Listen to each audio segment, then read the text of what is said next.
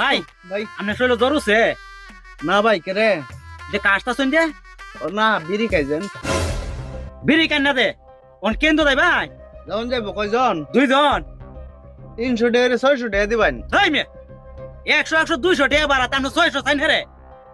এই যে হুন্ডাটা দেখছেন, হ্যাঁ দুইজন 100 টাকা দিয়ে নিবো, যাবেন গে?